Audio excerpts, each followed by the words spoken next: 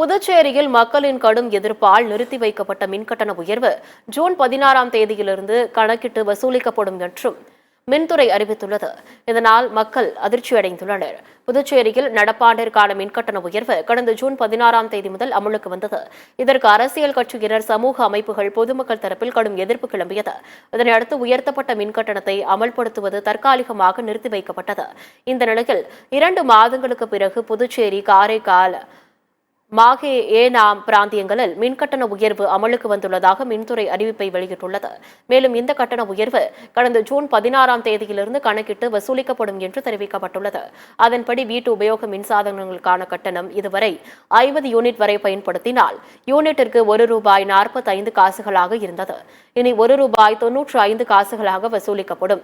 100 unit வரை ரூபாய் 2.25 இருந்த மின்கட்டணம் இனி ரூபாய் 70 வசூலிக்கப்படும். 101 முதல் 200 யூனிட் வரை பயன்படுத்தும் வீடுகளுக்கான மின் கட்டணம் ரூபாய் 25 ரூபாயாக வசூலிக்கப்படும்.